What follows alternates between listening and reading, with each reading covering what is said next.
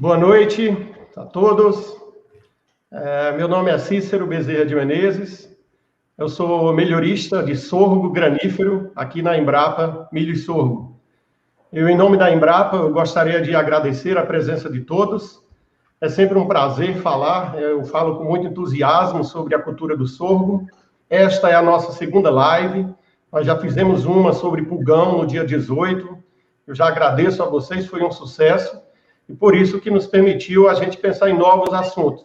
E hoje, nesse dia 27, nós escolhemos falar sobre o uso de sorgo na alimentação de aves e suínos, né? Primeiramente, eu vou fazer uma rápida introdução sobre a cultura do sorgo, para depois eu dar a palavra ao professor Evandro. Então, hoje teremos nessa live eu vou falar um pouco a introdução. Eu sou melhorista de sorgo, vou fazer 10 anos agora na Embrapa, em dezembro, completo 10 anos com a cultura do sorgo. E depois teremos o professor Evandro de Abreu Fernandes. Ele é graduado em Medicina Veterinária, né, pela Universidade Federal de Minas Gerais, também fez mestrado em zootecnia na mesma universidade, e ele é doutor na área de bioquímica, né, na área de genética e bioquímica pela Universidade Federal de Uberlândia. O professor Evandro já trabalha há muito tempo com sorgo, ele aposentou-se recentemente, agora no final do ano passado, né, em dezembro, mas ele continua como professor associado da Universidade Federal de Uberlândia. Ele tem muita experiência na área de frango de corte, desempenho, nutrição, desempenho zootécnico, ok? Então, para a gente começar, eu vou fazer uma breve apresentação sobre a cultura do sorgo, somente para a gente nivelar algumas questões do sorgo, ok? Eu costumo sempre, nas minhas apresentações, colocar isso: sorgo granífero, segurança na segunda safra. Por quê? Dificilmente você terá prejuízo com a cultura do sorgo na segunda safra. Sorgo é uma cultura muito tolerante à seca, então, por isso, ele vai muito bem após a soja, tá? Se a gente for pensar, sorgo é uma cultura muito diversa. Nós temos, no mínimo, esses 6 tipos de sorgo. Nós vamos falar hoje mais do granífero, o próprio nome já fala o que é o sorgo. Seria por objetivo de produzir o grão, a gente colher o grão. Existe também um sorgo silageiro, já uma planta mais alta, de 2,5 metros a 3 metros, que é usado quando o grão, a planta ainda está verde, então é usado para silagem. Também existe hoje um sorgo biomassa, que a gente está trabalhando para geração de energia de segunda geração, mas também nós temos feito o teste do sorgo biomassa como planta de cobertura, talvez para vir aí no sistema de plantio direto. O sorgo sacarino é um outro tipo de sorgo que a gente pesquisa aqui na Embrapa, que é uma planta em que o seu como ele tem caldo, né, com açúcar. Também existe o sorgo vassoura, que é utilizado principalmente em comunidades, em pequenas comunidades, principalmente no Paraná, no Tocantins também tem algumas comunidades, para fazer a vassoura, né? Existe mais no sul um sorgo pastejo, que é um sorgo que ele tem uma rebrota melhor, ele tolera mais um pisoteio, tá?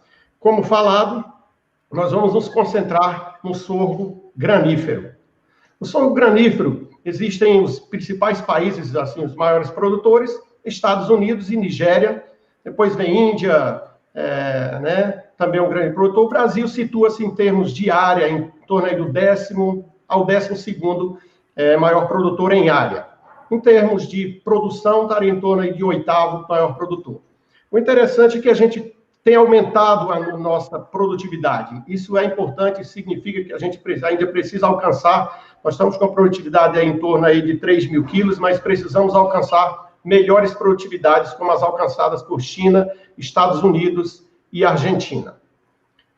Com relação aqui ao Brasil, eu vou mostrar só um gráfico rápido para vocês. O que mais interessa é essa parte aqui de rendimento, estaria em vermelho aí nesse gráfico.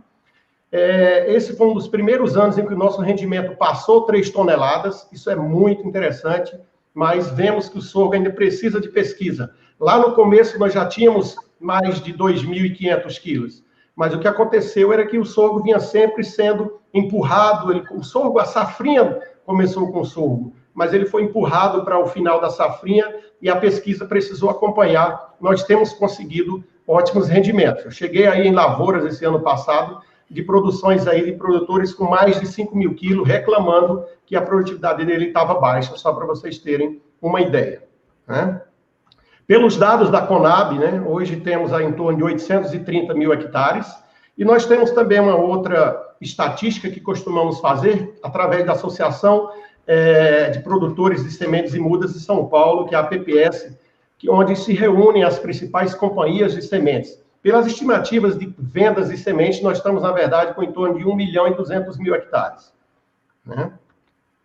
Quem são os principais produtores de sorgo granífero no Brasil? Basicamente, quando a gente vê, resume-se muito a isso aí. Goiás é o principal produtor, depois vem Minas Gerais, depois vem Bahia e Mato Grosso. Então, é importante notarmos que todos os locais em que tem a soja, principalmente a parte do Cerrado, tem sorgo. Então, o sorgo está subindo também para as áreas do Mato Piba, está subindo para o Pará, para o Maranhão. Isso é muito interessante, mas isso precisa ser, digamos, mais estudos, mais trabalhos. Nós precisamos de mais pesquisa em sorgo, precisamos de mais pessoas fazendo a parte, principalmente fitotécnica, de recomendação, dizer que o sorgo é uma cultura que precisa de nutrientes, que você precisa cuidar dela, igual você cuida do seu milho e da sua soja. E isso muitas lavouras, muitos produtores têm deixado para trás. Né? Só mais vou antecipar algo que provavelmente o professor Evandro iria fazer, para vocês, de repente, nem perguntarem mais. Fala-se muito sorgo com tanino e sem tanino. Quando a gente avalia, isso aqui nesta tabela, são colocados os principais híbridos plantados hoje no Brasil. Isso aqui é daquela reunião da APPS. Olha o número de materiais sem tanino, olha o número de materiais com tanino. Quando nós vemos em termos de área, gente, nós temos hoje em torno, pelos dados da APPS, 1.229.000 hectares são de sorgo sem tanino. E somente uma pequeniníssima parte, lá no Rio Grande do Sul, é que eles plantam sorgo com tanino. Então, por favor, quando vocês forem falar em sorgo, não deixem que alguém mais fale de vocês que sorgo tem tanino. 99,8% do sorgo do Brasil não tem tanino.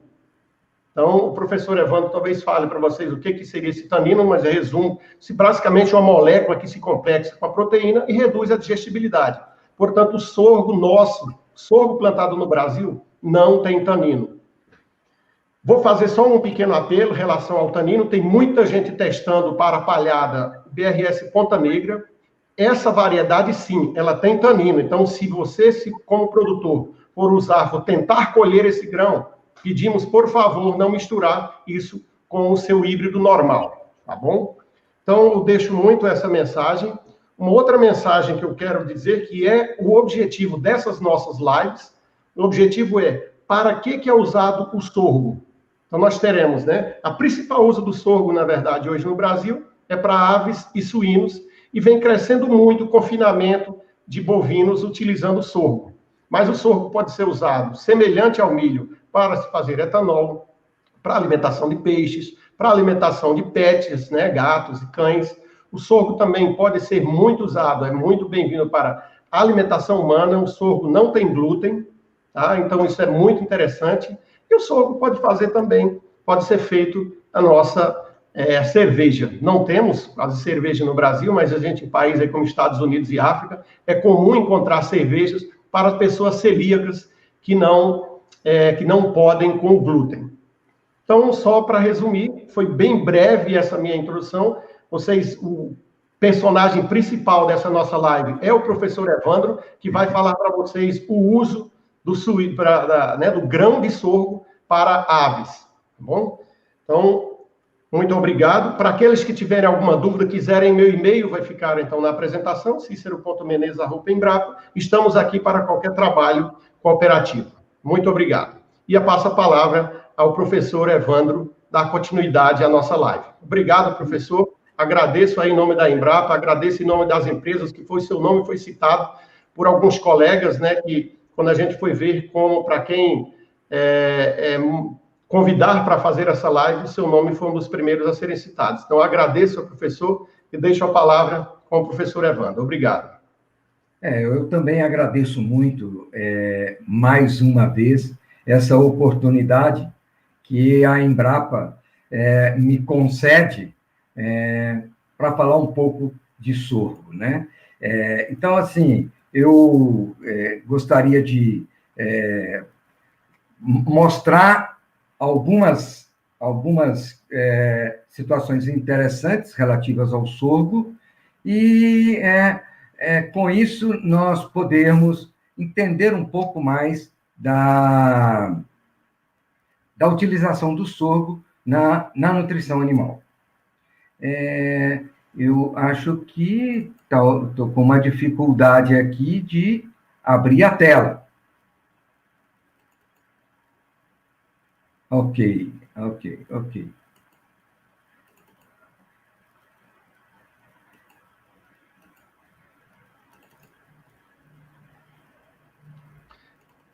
Agora é só clicar lá embaixo, onde o senhor lembra, lá no cantinho direito. Lá. O problema é que ele está perdido aqui, eu não consigo, né? Mamma mia. Aqui acho que vai, aqui vai.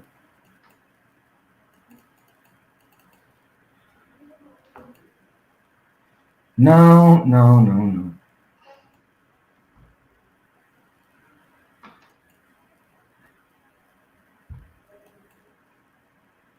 Agora foi, professor. Só que eu vou ter que voltar atrás. Isso, vai com a setinha e você vai voltando. Lá no primeiro slide, ele não está me respondendo. Era com a setinha do seu computador aí, você vai voltando ela. Sim, doutor, mas é que eu não estou... Ok. Desculpem aí, foi falha nossa. Eu gostaria muito, para começar a falar de sorgo, dizer o seguinte: esse grão, eu comecei a trabalhar com ele na década de 90, por volta de 1992, tive uma oportunidade de ter um encontro com o professor Horácio Rostanho, de Viçosa, e o engenheiro agrônomo Paulo Ribas. E, a partir daí, eu comecei a usar o sorgo exatamente nesta época de 92 até 96. E, nesta ocasião, eu era nutricionista da Granja Planalto. Professor, deixa eu só interromper o senhor. Ainda não está disponibilizada a sua tela. Tenta olhar no share screen novamente para a gente. Não está disponibilizada? Não. Então tem que...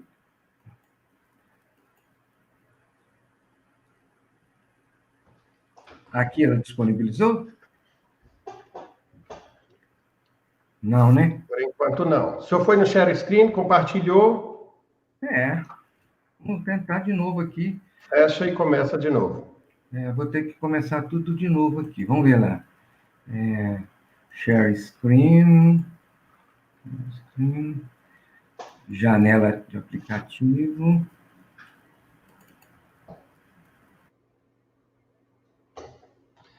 O senhor fechou o seu microfone.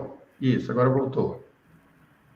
Tá vindo, tem calma aí, espera aí. Não, o senhor disponibilizou a sua tela. Não, o senhor tem que ir lá disponibilizar a janela.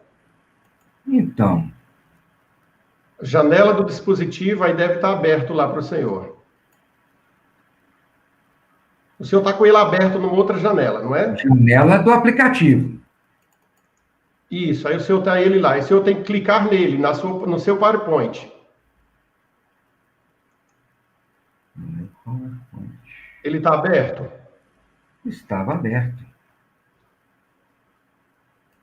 Eu acho que o senhor fechou ele. Acho que acabei fechando o PowerPoint, né? Então, abre de novo.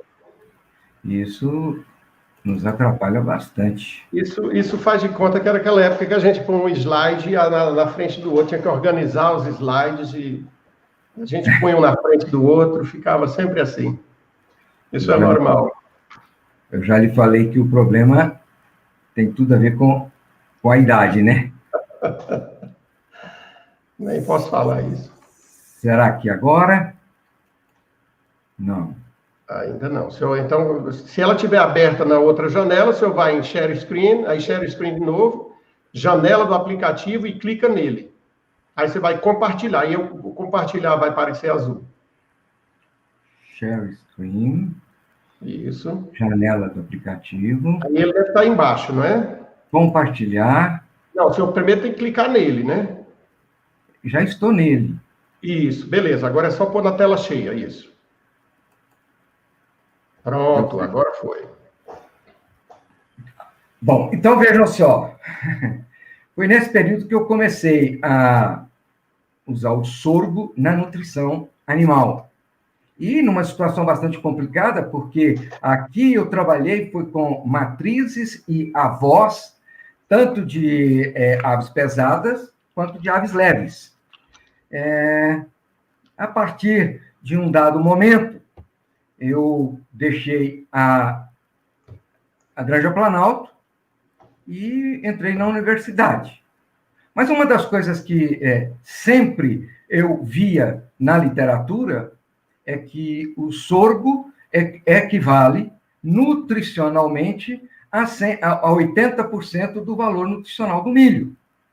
E esta era uma coisa que está descrita na literatura, em livros, mas mais recente, 2017, o professor Horácio Rostanho, ele tem uma tabelas brasileiras de alimentos e nutrição de suínos e aves, e ele mostra esses valores, onde a gente observa que, como são produtos de origem destinados à fonte de energia das dietas, o milho tem, em média, 63% de amido, o sorgo tem 66% de amido. Ele tem um valor de óleo ligeiramente menor, ele tem 12% a menos de óleo. Mas isso não é um problema, porque ao formular a ração, eu estou formulando a ração com base na energia. Acerto o nível de óleo.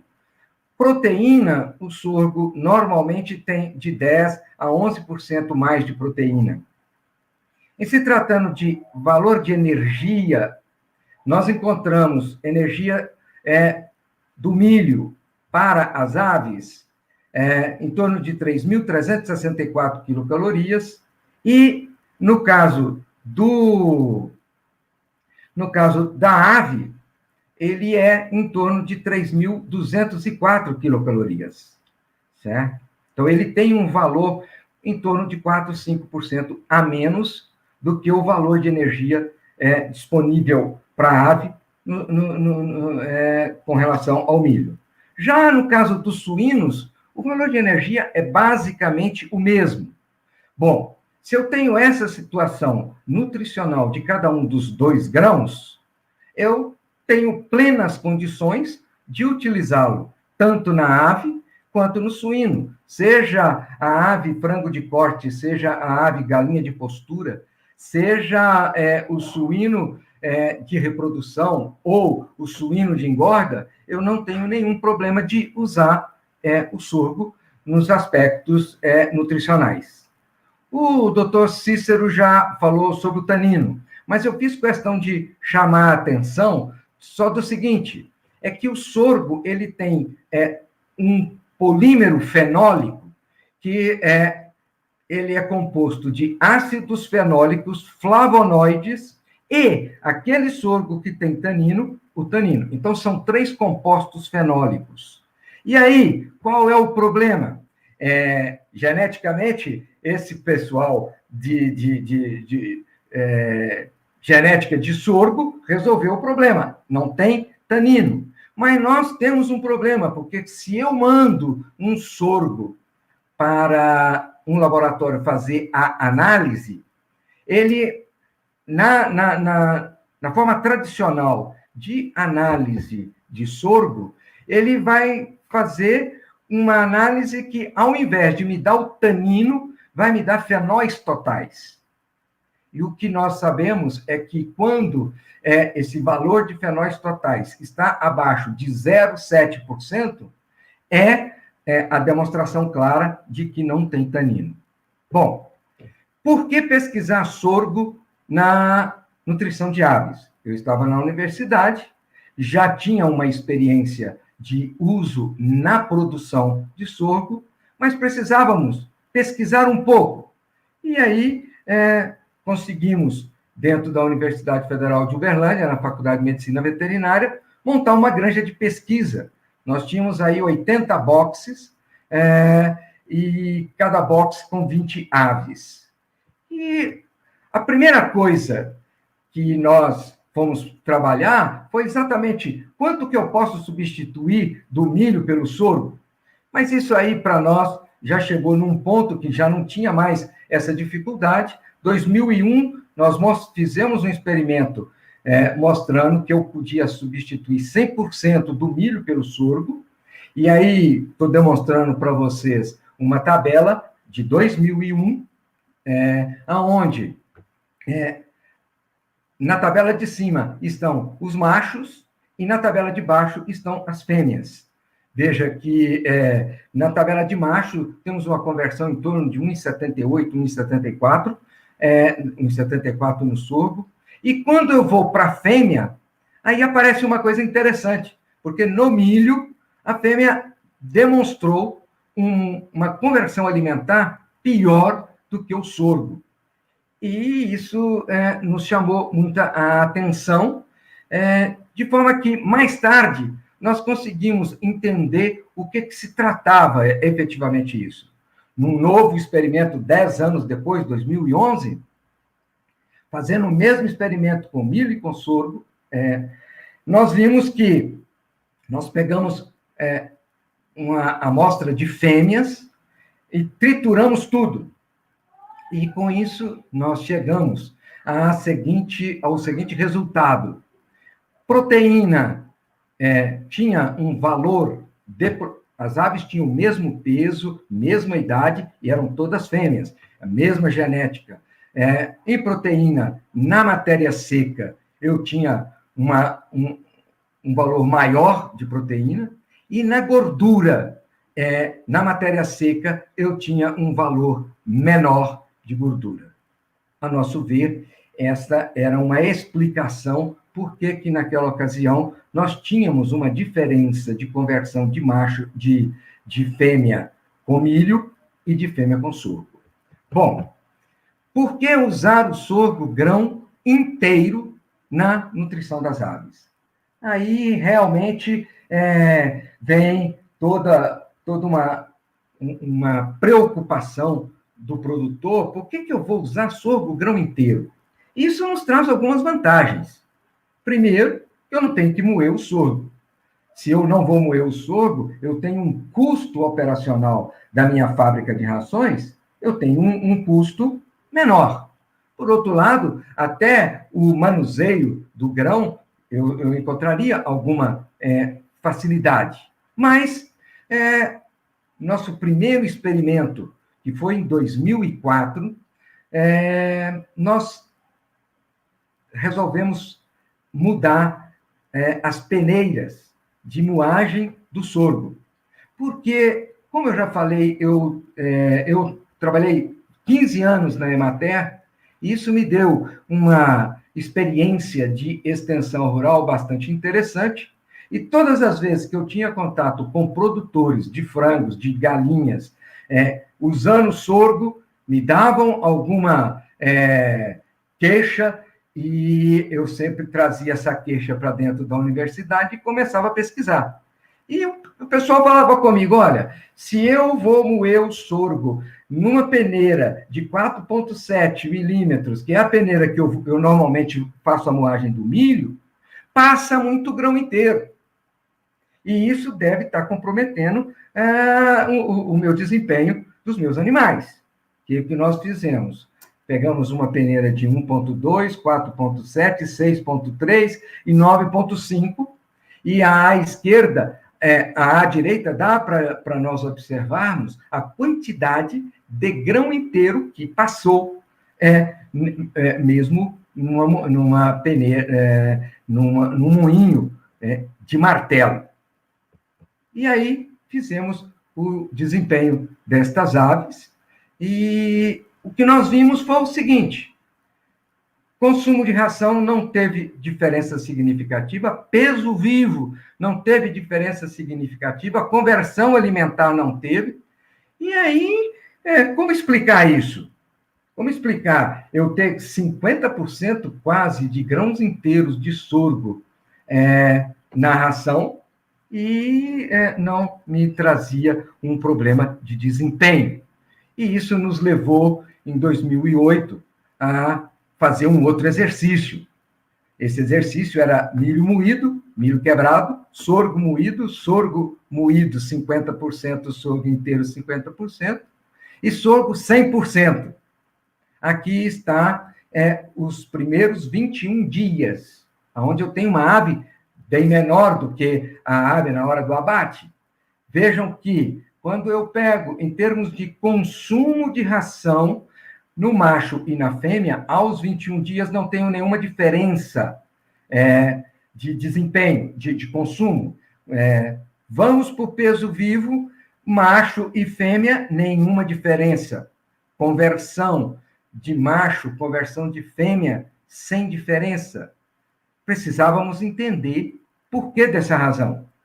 Fomos aos 42 dias e tudo isso repetiu. Consumo de ração, o mesmo para macho e fêmea, peso vivo, o mesmo para macho e fêmea, conversão, a mesma. Mas a gente já estava um pouco mais experiente, e aí fizemos o abate das aves e fomos ver o trato gastrointestinal destas aves. Observem que, a partir do sorgo moído inteiro, 50%, nós já temos uma moela significativamente maior do que com o milho moído ou do que com o sorgo moído. E o sorgo inteiro, mais uma vez, repetiu uma moela significativamente maior. Em termos de intestino delgado, nós ainda encontramos no intestino delgado um aumento do peso deste intestino. Acreditamos que esta era a explicação. Nós tínhamos aí uma moela trabalhando mais, ela não deixa passar grão inteiro para frente, e com isso nós ganhávamos em digestibilidade. Por quê? Porque o alimento residia mais tempo na moela, tinha mais oportunidade de produção de enzimas, e com isso atingia o mesmo desempenho. Bom, agora recente, nós temos uma publicação feita agora em 2020, onde nós mostramos mais uma vez aqui, com 7 dias,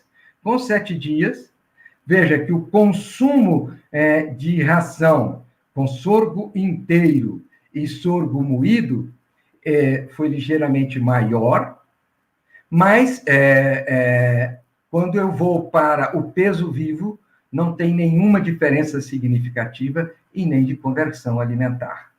Ao final, aos 40 dias de idade, nós encontramos, a partir de 28 dias, nós introduzimos um sorgo com carotenoide, porque este é um problema que o sorgo grão tem. Ele não tem os pigmentos amarelos que tem o milho.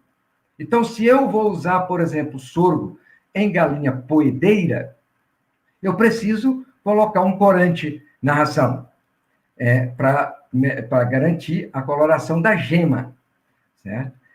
Mas eu não tenho outro problema no caso do frango. Mas, mesmo assim, nós incluímos o carotenoide a partir dos 28 dias, e o que nós observamos é o seguinte: sorgo moído e sorgo inteiro, mais uma vez, não tem diferença e, inclusive, se equipara ao peso do milho, né?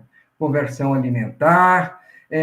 Então, esse é mais uma experiência que nós tivemos com o grão inteiro. Mas precisamos levantar um outro problema, é que o valor de energia do sorgo para a ave é cerca de 150 quilocalorias a menos. Nós mostramos lá atrás 4,75% de energia a menos.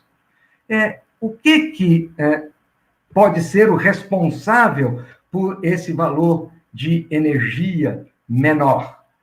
E aí nós vamos estudar esse fato, que, na verdade, quando eu vejo o sorgo, e esse é um grão sem tanino, eu vejo o seguinte: a proteína que dá sustentação aos grânulos de amido no endosperma, essa proteína, ela tem uma diferença do milho, não na glutelina, albumina e globulina, mas o milho tem a zeína cá em cima e o sorgo tem a cafirina.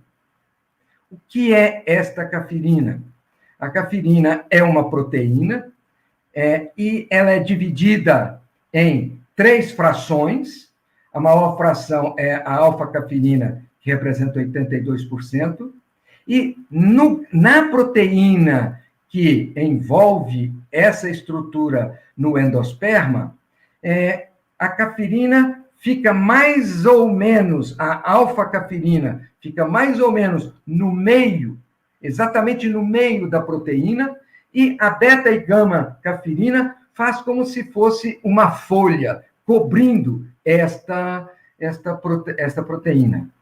Até aí tudo bem. Mas qual é o problema? O problema é que a cafirina é muito rica em cistina. E, com isso, forma um grande número de pontes de enxofre. E estas pontes de enxofre vão acabar dificultando o processo de penetração das enzimas proteolíticas até a proteína, para, a partir daí, nós temos a liberação dos grânulos de amido. E a nossa preocupação temos alguma coisa a fazer? Veja, eu estou colocando uma tabela de 2015, mostrando que tem quase 50% de cafirina e os outros 45% de proteína solúvel. Então, isso é uma realidade para o sorgo.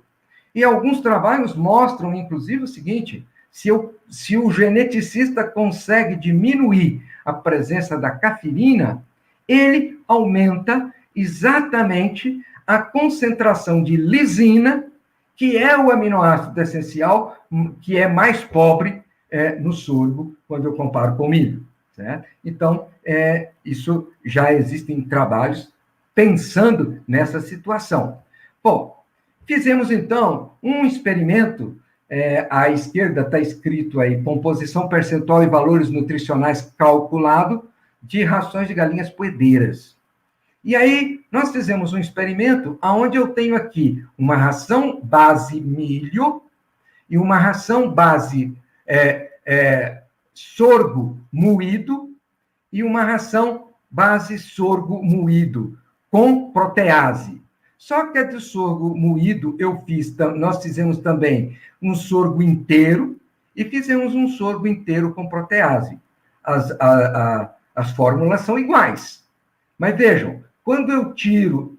e aí é que eu preciso fazer a explicação. É que aqui, no sorgo moído e sorgo inteiro com protease, nós introduzimos a protease, e essa protease aqui, ela foi introduzida como um nutriente, como um alimento completo, certo? E isso, a empresa que nos forneceu essa enzima, nos deu a matriz nutricional desta enzima e nós a colocamos no computador, no programa, como um alimento. Veja o quanto é interessante, porque ao se colocar a enzima, nós reduzimos a quantidade... Nós não. O programa de formulação reduziu a participação do farelo de soja, aumentando um pouco a participação do milho. Bom, os demais níveis nutricionais estão abaixo descritos. Bom, Vamos direto para o desempenho. Esse lote de aves, e na universidade a gente tem um problema, não é todo dia que eu consigo um lote de galinhas poedeiras para experimento. Esse lote chegou para nós com 25 semanas de idade, e nós fizemos um monte de experimentos com ele, e quando ele já estava na hora de mandar ele para o abate, com 97 semanas, nós resolvemos fazer esse experimento, onde tinha o milho, sorgo moído, sorgo inteiro, sorgo moído com protease, sorgo inteiro com protease. Observemos o seguinte, que em termos de... aqui ficou trocado, desculpem. Em termos de valor de produção, nós tivemos no sorgo moído e no sorgo inteiro com protease uma produção significativamente maior.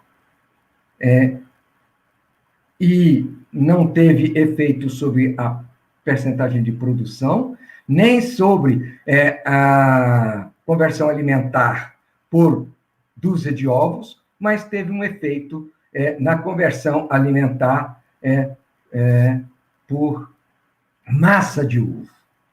Bom, precisávamos fazer o mesmo experimento com frango de corte. E aí fizemos, nós não tínhamos mais milho, só tínhamos sorgo. Por isso fizemos o experimento só com sorgo. Sorgo moído, sorgo inteiro. Sorgo moído com protease, sorgo inteiro com protease. E aqui eu coloco só as duas rações, a pré-inicial e a inicial, onde fomos até 28 dias de idade dessas aves. Mais uma vez, se a gente observar, quando eu coloco na ração pré-inicial sorgo moído ou sorgo moído sem protease, eu tive uma demanda de 37,9% de farelo de soja. Mas na pré-inicial, com a protease, ele veio para 37%. Já na inicial, a redução foi até maior.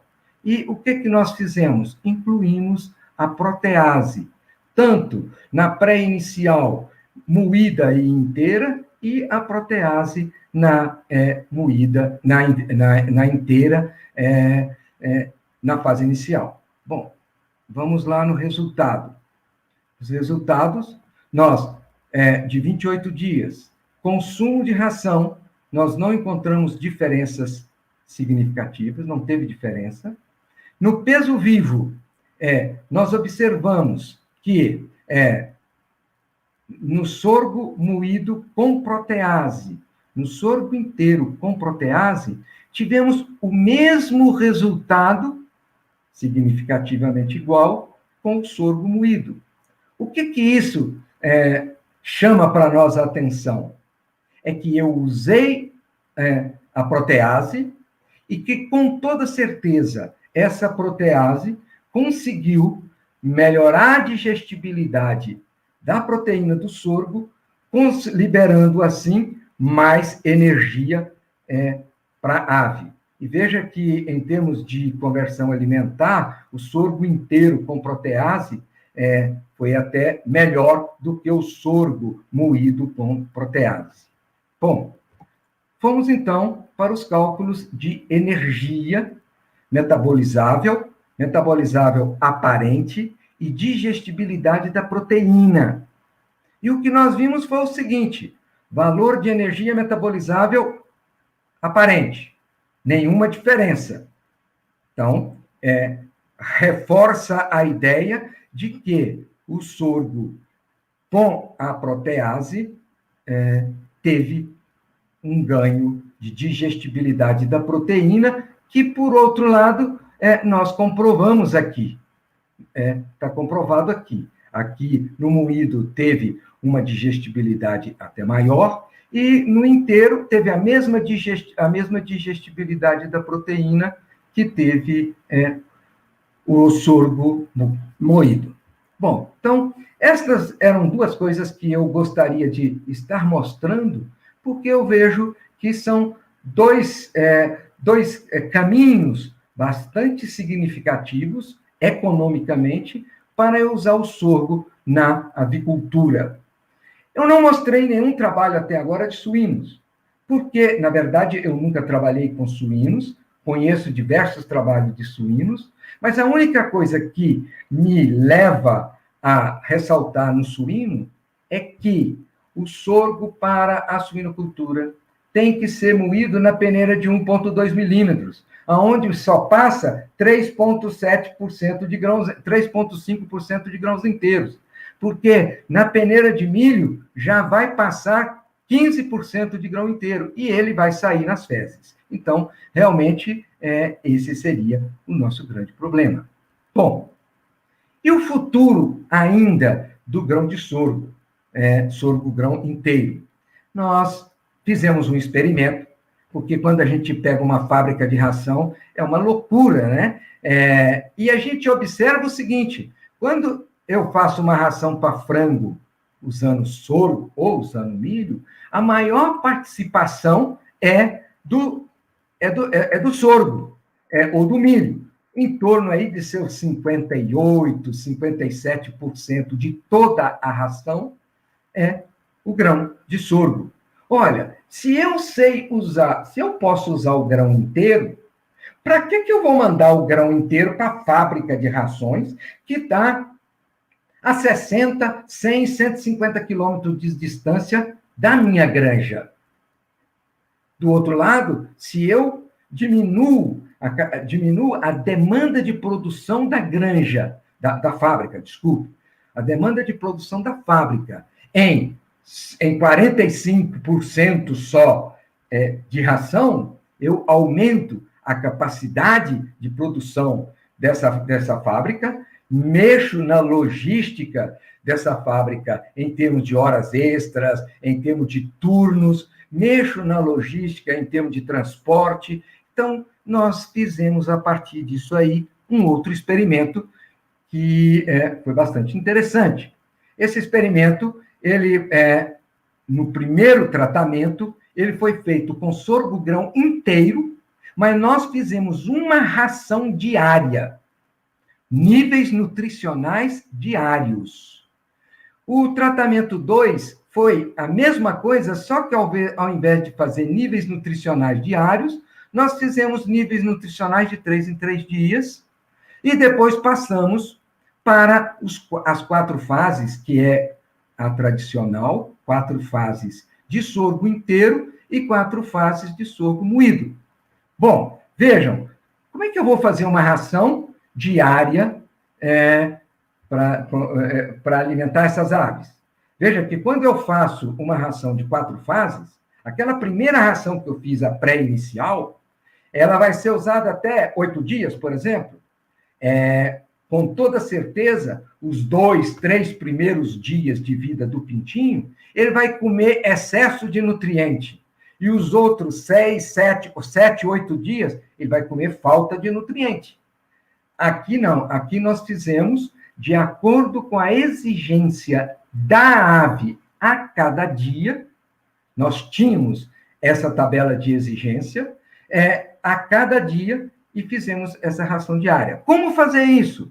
Fizemos um concentrado para a fase pré e inicial, um concentrado para a fase de crescimento e um concentrado para a fase de engorda, de terminação. E esse concentrado, nós fazíamos o seguinte, eu tinha uma pesquisadora corajosa, porque toda manhã ela ia, tirava a sobra de ração que, por acaso, ficou no boxe, e aí pegava uma quantidade maior de sorgo e uma quantidade menor de concentrado. E fomos fazendo isso dia a dia até o final. O que isso me mostrou? Consumo de ração aos 7, 21 e 42 dias. Veja que, aos 7 dias, o meu consumo de ração diário, ou de 3 em 3 dias, foi significativamente menor do que as 4 fases. Com 21 dias, o diário era menor, O 3 dias era também menor do que o 4 fases inteiro.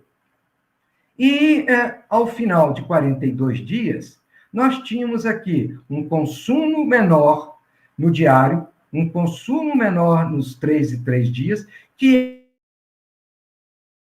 é um das 4 fases.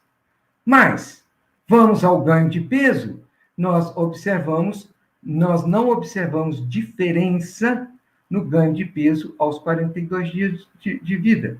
Aí vocês vão me perguntar, mas qual a vantagem disso?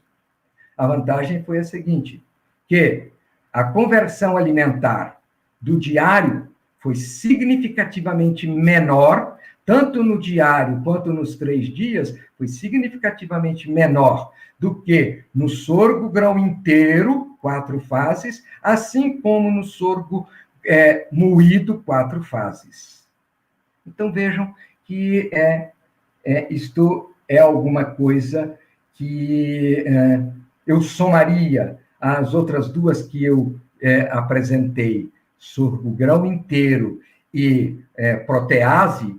Eu acho que muitas grandes ou médias empresas teriam condições de levar o sorgo para a granja direto, do armazém para a granja, ali ter um misturador e fazer a mistura, que poderia ser orientada diariamente ou de 3 em 3 dias. Né? Isso seria bastante interessante. E, só para complementar essa visão, porque ainda tem uma outra coisa, que tem de trabalhos já realizados, onde o trigo-grão foi oferecido independente do concentrado para animais, para as aves. Né? E nós fizemos um trabalho semelhante a esse, onde aqui eu separei o sorgo-grão de um lado e o concentrado do outro. Com um experimento teste, com aves de 28 dias. Essas aves já vinham comendo, de 21 dias, até então elas vinham comendo ração farelada à base de milho, mas nos trouxe alguma explicação. O consumo de ração foi igual. O peso vivo foi menor, certo? E a conversão foi pior, óbvio, né? Mas o que isso me chama a atenção, que num curto espaço de tempo, de 28 a 35 dias, aonde a ave até 28 comia ração farelada, eu acho que isso aqui começa a suscitar algum interesse de pesquisadores. Bom, eu gostaria muito de agradecer a paciência de vocês comigo e eu encerro aqui essa minha apresentação junto com vocês, a pedido da Embrapa Milho e Sorgo, doutor Cícero. Ok, professor, muito obrigado mais uma vez. Eu já assisti a sua palestra algumas vezes e sempre aprendo com ela. É impressionante, sempre tem informação nova. Isso é muito bom. E o senhor ainda sempre nos deixa aí, serve para mim e serve para os outros melhoristas aí. Cafeína, temos que o melhoramento precisa só reduzir um pouco mais a cafeína. Isso foi bom que você já fez a sua deixa aí para a gente. Aumenta o teor de lisina. Vamos ver o seguinte, pessoal, vocês podem fazer as perguntas aí no chat, que a gente vai ler as perguntas, ok? Também, se vocês quiserem colocar algum comentário que nos sirva depois para a gente, ou alguma sugestão de novas pautas de sorgo, como foi falado, nós já fizemos um de sorgo, a parte de pulgão da cana no sorgo, que foi dia 18, hoje estamos fazendo este de uso do grão de sorgo, né, na alimentação de aves e suínos, e estaremos fazendo uma próxima live também, dia 3 de setembro, que seria o uso de sorgo para ruminantes, bovinos. Nessa live do dia 3, nós vamos falar sobre silagem de grão úmido e sorgo pastejo. Pessoal, já tem uma... Pode falar. Eu gostaria de pedir desculpas a todos os nossos colegas que participaram conosco. Eu aposentei no dia 31 de dezembro, estou de lá até agora aposentado 2 vezes, porque aposentei da universidade e ganhei uma tornozeleira eletrônica da pandemia. Então, assim, é a primeira vez que eu tenho a oportunidade de fazer uma live e de falar com vocês. Então, eu peço desculpas e justifico as minhas falhas por essas 2 coisas que eu acabei de falar. Com relação à pergunta... Eu vou ler a pergunta, que aí serve para o pessoal. Campos Soberano e Priscila Vitor. O tanino não afeta as aves e os suínos? Existem níveis aceitáveis de tanino para esses animais? Veja só, Dr. Cícero, no início, já mostrou que 98 e alguma coisa do sorgo produzido, da semente de sorgo produzida no Brasil, não tem tanino. Consequentemente, o nosso sorgo grão para uso nas dietas, seja de ave, de suíno, de bovino, de cão, de ave, de peixe, não tem tanino, certo? Então, esta não seria, de ponto, a nossa preocupação. Mas a pergunta é que, se tem tanino, tem algum problema para ave e suíno? O Dr. Cícero fez o mesmo comentário. O tanino, ele acaba carreando com ele aminoácidos, e com isso ele diminui o valor de nutrientes da dieta. Tem solução? Tem. O que a gente faz?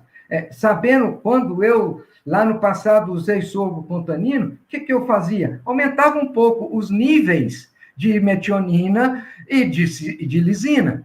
E com isso você equilibra um pouco a ação do sorgo.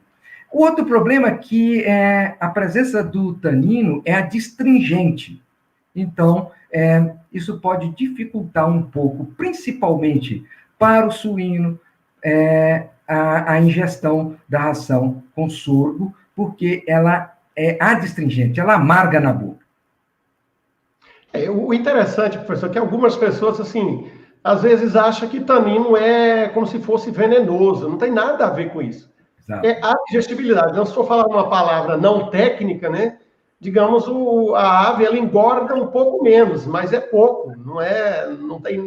Não dá problema, ela não vai adoecer, não vai fazer nada. Mas ainda tem gente que acha que pode acontecer isso. Mas então, aí tem uma outra coisa bastante interessante, que na nutrição humana está se dando preferência ao sorgo com tanino, porque ele é um potente antioxidante. Tudo bem. Vamos para a próxima pergunta. Sérgio Pedro Necelo. O mercado de sorgo branco é promissor ou possui restrições ao uso? Eu vou começar a pensar aí, professor, como é que o senhor fala. Eu vou dar uma minha opinião sobre isso. Na verdade, não temos problema nenhum. O sorgo branco digamos, a utilização dele é a mesma do sorgo vermelho, né?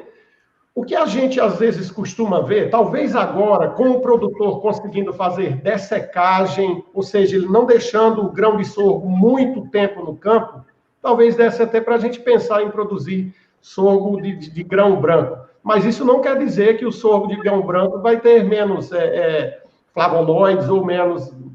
Existem sorgo branco que tem tanino. O que pode acontecer, na verdade, é o seguinte: o pessoal deixou um pouco de produzir isso porque o produtor deixava no campo por muito tempo. Nós não temos armazenamento no Brasil nem mesmo para o milho, imagina para o sorgo. Então, se o grão de sorgo branco no campo, ele seca muito e tem qualquer umidade, ele pode dar mais, digamos, ficar mais preto, ele pode escurecer mais do que um vermelho. Mas ele não tem problemas nenhum. Inclusive, a farinha, a gente trabalha um pouco nos trabalhos de sorgo para alimentação humana, com farinha branca, farinha, digamos, de uma cor amarela e mais vermelha.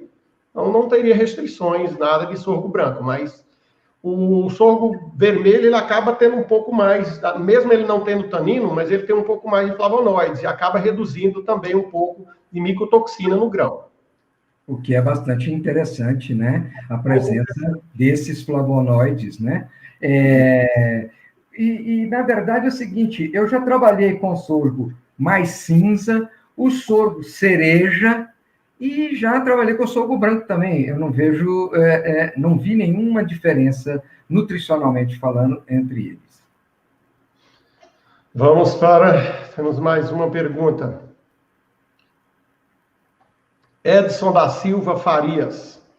Mesmo com características que colocam o sorgo em pé de igualdade com o milho, por que o milho ainda tem preferência? Essa é contigo, doutor. Na verdade, gente, isso é mercado. Então, se você procurar o sorgo, quem tem comprado o sorgo são grandes produtores, digamos, são grandes, enormes, quem tem condição de armazenar. Se você for hoje, nós estamos terminando de colher a safra de sorgo agora. É capaz, se você for procurar sorgo no final do mês, ou começo do mês que vem, você já não encontra mais sorgo no mercado. Quem conhece sorgo já compra de vez. A questão, queira ou não, o sorgo, o milho, é muito fácil de você encontrar, qualquer local que você for distribuído no Brasil inteiro, e o sorgo é concentrado em algumas regiões, acaba dificultando. O que precisa ter é uma cadeia de distribuição melhor, entendeu? O que o pessoal tem feito hoje?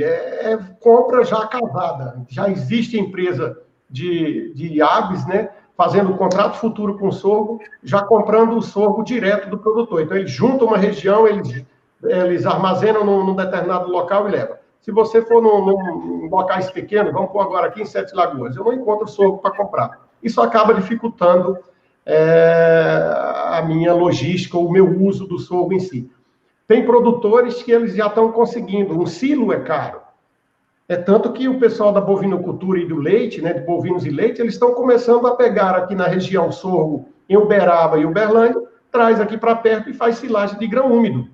E aí funciona. Além dele dar uma melhor digestibilidade para o grão, ele tem um grão mais barato, né, só paga o transporte.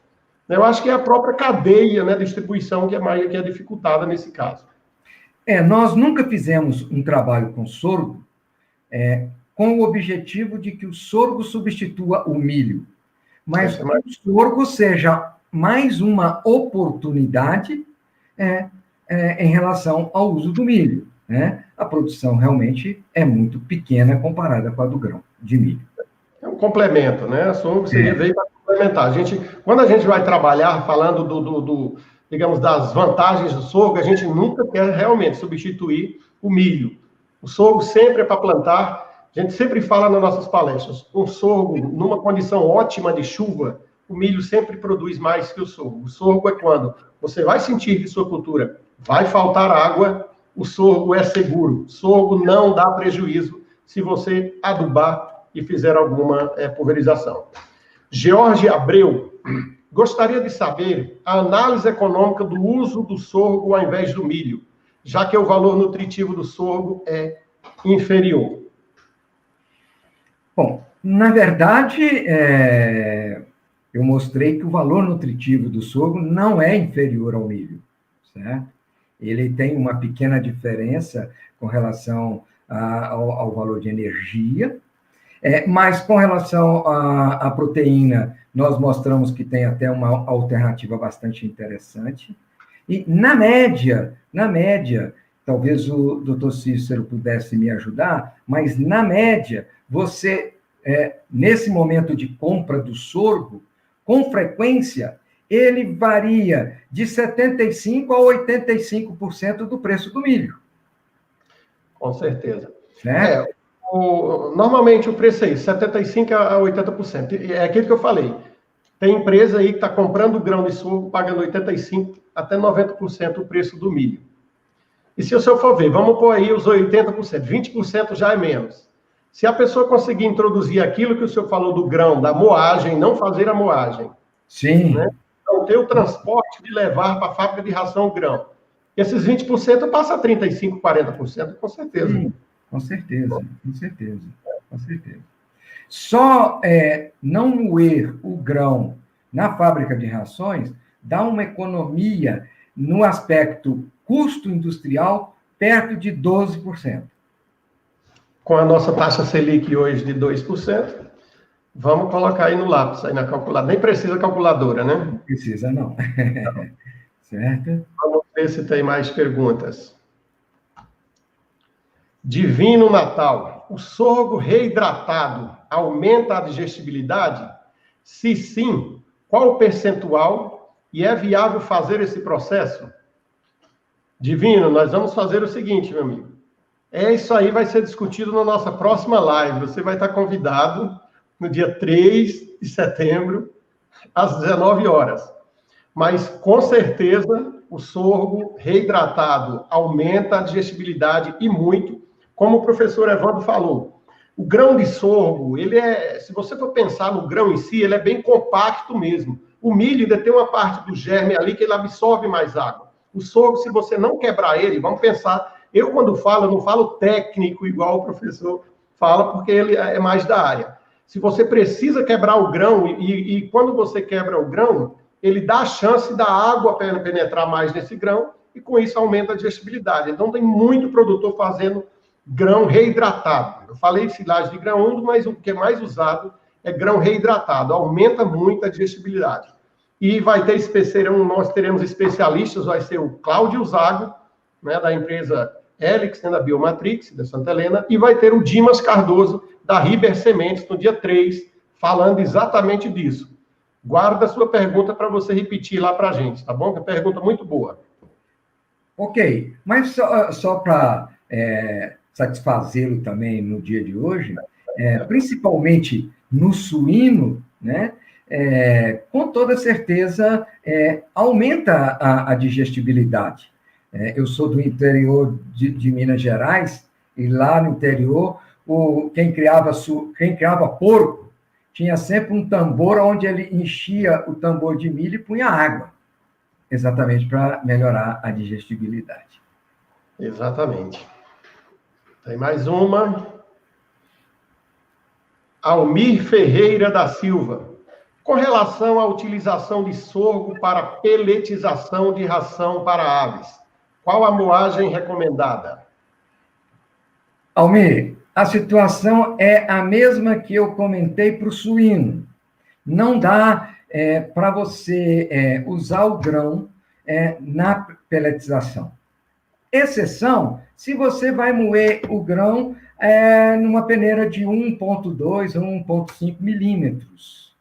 E isso, se eu acho o sorgo grão inteiro interessante, porque tiro o moinho, e aí eu vou passar o grão com uma peneira de 1,2 milímetros, o tempo de moagem vai ser muito grande e vai elevar muito o custo. Então, aonde faz a peletização, não dá para usar o sorgo com um pellet duro, um pellet não quebrável, não podre. Mas com um pellet mais podre, que vez por outra ele já chega na granja mais farelado, você poderia usar uma peneira um pouco maior. Acredito eu, em torno aí de uns 3,5, 4. Eu não tenho essa experiência com ele na peletização. Ok. Jorge Vitor Lutke, esse é o nosso colega que eu quero que ele substitua aí algumas pesquisas suas, viu, professor? Guarda esse nome aí, nosso colega lá da Embrapa Suínos e Aves. Estamos juntos. O maior teor de proteína bruta apresenta menor teor de energia metabolizável para frangos de corte? Bom, eu mostrei que, na verdade, a proteína está envolvendo os grânulos de amido, certo? Então, se eu tenho mais proteína, provavelmente uma das coisas que vai diminuir seria o óleo e a fibra, né? Certo? Mas eu não vejo uma diferença se ele tem mais proteína e vai diminuir a energia, certo? Ok. No caso que eu mostrei com relação à ave, o tubo gastrointestinal da ave é muito pequeno comparado com o do suíno. Então, o tempo de residência do alimento no trato gastrointestinal do suíno é muito maior, certo? Por isso, os valores de energia do milho e do sorgo são iguais. Na ave, passa mais rápido. Mas se eu posso usar uma enzima adicionada à ração, eu faço o mesmo papel de energia comparado com o milho. Ok. Eduardo Tiberi.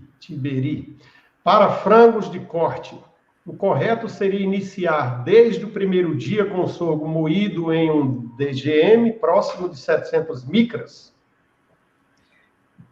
Veja só, eu mostrei um trabalho, tem outros trabalhos feitos com o sorgo grão inteiro desde o primeiro dia. Isso foi uma constante em nossos trabalhos de experimento. Mas eu sei que essa é uma preocupação do técnico de campo, né? Eu só fazia pesquisa. Então, veja, acredito que se você, na primeira ração, faz uma quebra dele, trabalhando aí com talvez até um pouco mais do que 700 micras de DGM, é tranquilo, não haveria problema. E depois você pode passar para o grão inteiro, que não vai dar problema. Veja que quando eu comecei a fazer experimento com o sorgo, na peneira que eu moía milho, passava 18%, 20% de grão inteiro, e não teve nenhuma influência desde o primeiro dia de idade do pintinho, desde o alojamento. Ok. Vamos ver, ainda temos mais uns minutinhos aí. Próxima. Tem um xará seu aí, Evandro José Rigo. Qual a micotoxina mais comum no sorgo? Uma pergunta muito boa. Essa, sem dúvida, é uma pergunta muito boa, porque o laboratório nosso de referência em micotoxina está em Santa Maria, no Rio Grande do Sul, e se você olhar a quantidade de sorgo que chega lá com análise de micotoxina é muito, muito, muito pouco. Por quê? Esses compostos fenólicos que o grão de sorgo tem, eles são exatamente, eles têm exatamente uma ação antimicrobiana. Então, é muito difícil o sorgo ser contaminado com fungos no campo, certo? Eu já tive um caso de micotoxina, mas aí era o sorgo armazenado, encostado na parede, e a parede estava toda mofada, certo? Mas vindo de campo praticamente impossível. É muito raro. Não vou falar impossível, mas é muito raro. A nossa pesquisadora daqui, né, a Dagma, ela chegou a fazer uma amostra junto com o pessoal da DAO, né, com o Paulo Dion, chegou a mandar muitas amostras para a gente, né, e os níveis realmente foram baixíssimos, quando comparar aquelas máximas do Ministério, né, permitidas lá, foram insignificantes, na verdade, o que vinha no sorgo. Realmente é aquele caso, só se você der uma condição muito úmida, muito ruim, para ter problema de grão, de micotoxinas no grão. Mas ela fez o trabalho foi fumosiminas que ela chegou a fazer, né? Foi bem interessante. Vamos mais a uma, Luiz Henrique. A diferença significativa entre o tempo de silagem do milho e do sorgo? Mais uma pergunta que seria para a nossa próxima live.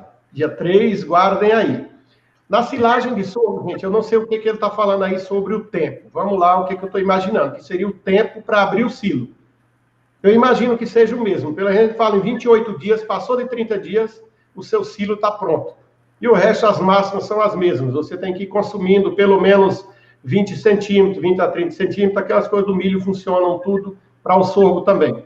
Passou de 30 dias, está bem compactado, você fechou direito o silo, o o silo já teve uma fermentação boa, já dá para você começar a utilizar. Eu já tive uma outra explicação aí interessante, embora não seja minha área, né? Mas com certeza o Zago vai esclarecer isso. Mas o que eu já ouvi falar que o tempo de colheita do milho no ponto de ensilagem é menor do que o tempo de colheita do sorgo. Então, o sorgo te dá um pouco mais de flexibilidade. Isso é só informação que eu tive de engenheiro agrônomo de campo. Professor, só nessa outra live, eu vou só, se o senhor somar os anos de trabalho e de experiência do Cláudio Zago, do Dimas Cardoso, e eu vou pôr para moderar, eu não vou moderar esta, eu vou ser substituído pelo José Avelino, que aposentou agora em junho. Se somar o tempo dos três aí, eu espero que eles não vão contar as histórias deles de campo aí, senão vão passar até o final da quarentena, mas passa de 90, 100 anos de experiência. Então, pessoal, todo mundo está convidado. Temos mais uma última pergunta. Jorge Abreu, qual o valor de mercado da enzima que potencializa a utilização da energia? E qual o seu nome comercial? Bom, o valor eu não tenho condições de te colocar no presente momento, porque essas coisas são variáveis. Esse experimento que nós fizemos foi feito com uma enzima da DSM, que chama-se Ronozyme, certo? A DSM tem outros grupos de enzimas, inclusive a fitase, certo? Mas trabalhamos foi com o Ronozyme, uma colaboração da DSM, certo? Ok, temos mais uma última. Evandro José Rigo, já mais uma, já repetiu, tá vendo? Esse está gostando das suas respostas. Quanto à silagem de grão úmido de sorgo, teremos as mesmas vantagens ao grão de milho? Quanto à silagem, deixa eu entender o que ele quis dizer aí. Quanto à silagem de grão, teremos as mesmas vantagens? Com certeza, na verdade, Olha, gente, vamos lá. Como o professor falou, a questão, ele chegou a comentar sobre ter tanino ou não ter. Para o bovino, se ele tivesse tanino, seria até melhor. Já existem alguns trabalhos mostrando que o tanino no rumen dos bois é até bom. Quando você faz silagem, não tem nada a ver com essa parte. A silagem de grão úmido, ela vai simplesmente fazer aquilo que eu falei, vai acelerar, vai melhorar a digestibilidade desse grão. E é exatamente igual ao do milho. O milho aumenta o grão, o sorgo, na verdade, tem um aumento mais ainda. Quando a gente falou lá para a diferença de energia do grão de sorgo para o grão de milho, no caso dos bovinos, é igual mais ou menos ao das aves, é em torno de 95% do milho. Só que o milho ele só aumenta mais 1 ou 2%. Nesse caso do grão de sorgo, ele vai desses 95%, ele vai para 100%, 99%, quase 100%. Então, essa reidratação, ela aumenta, se for pensar assim, comparativamente o milho ao sorgo, ela é melhor para o sorgo do que para o milho, na verdade. Para o milho é mais uma forma de armazenamento, mas ainda melhora. Se você for pensar, ele é igual aquele exemplo que o professor falou, quando eu deixava de molho ou milho lá para dar para os animais. Então, mas comparativamente para o sorgo, ela vai ser melhor ainda. E a forma de armazenamento, se a gente for pensar, uma forma muito barata de armazenar o grão, e qualquer produtor, em qualquer propriedade, ele consegue fazer uma trincheira e passar o trator e fazer isso. Então, é uma coisa prática e fácil de fazer. Ainda tem mais alguma? Se não, nós vamos... Deixa eu ver aqui. Não. Professor, chegamos, deu nosso tempo certinho, que a gente tinha pensado aí, em torno de, demos aí 1h13. Eu, mais uma vez, agradeço ao senhor, agradeço a todo mundo, as pessoas que estão assistindo. Deixem seus comentários, deem alguma ideia de alguma outra live, eu já falei a próxima. Já tem aqui a Raquel Faria falando, parabéns, professor, excelente palestra, sempre contribuindo. Aí o Dimas aí da próxima aí, Dimas que vai falar, viu? Parabéns ao professor Evandro, importantes informações e aprendizado. Professor, o bom do senhor é que o senhor mostra resultados, mostra dados, isso é legal. Nosso colega Rafael Parrella é o nosso melhorista de sorgo aqui também, junto comigo. Obrigado aí ao Rafael. E está todo mundo convidado. Eu vou abrir aí a live topa, o professor falar a sua última mensagem, professor, mas eu já agradeço em nome meu pessoal, que o senhor sabe que já encontramos muitas vezes, já somos amigos, eu me considero, e em nome da Embrapa eu agradeço também. Na verdade, eu só tenho a agradecer a... Essa aí foi sua aluna, não foi? Hein? Fernanda Litz? Fernanda Litz, minha aluna de mestrado, doutorado, e eu mostrei, inclusive, o último trabalho publicado agora em 2020 foi da Fernanda. Mas o que eu gostaria de colocar é que, assim, desde o início, eu contei muito com a colaboração das empresas de semente, da Embrapa, e isso me ajudou a construir todo um book de experiências com o sorgo. E, com isso, eu acho que fizemos juntos, porque quando a gente vê aquela evolução de produção do sorgo a partir de 2000, há uma coincidência dessa evolução e uma coincidência das pesquisas que nós fomos divulgando para os produtores e eles passaram a consumir grandes quantidades do grão. Não, eu acho que esse tipo de live, esse tipo de informação que a gente está levando é exatamente para isso, para o produtor saber que tem mercado, porque muitas vezes a gente já era questionado, eu planto sorgo, mas não tem para quem vender. E isso já é falta de informação, porque hoje sabemos, mais uma vez, o nosso colega aí, Flávio Tardinho, eu substituí aqui, o Flávio está lá em Sinop, lá, dando uma força para a gente também, da Embrapa Milho e Sorgo. Obrigado, Flávio. Eu agradeço a todo mundo, eu agradeço também ao professor. Pode terminar, professor, sua palavra. Se fosse para contar história, a gente tem muita história, né? E uma que eu não esqueço, lá em Caruaru, fizemos uma apresentação de sorgo em Caruaru, eles queriam, a ideia era de, em Pernambuco, produzir o sorgo na safra, problema de chuva lá, né?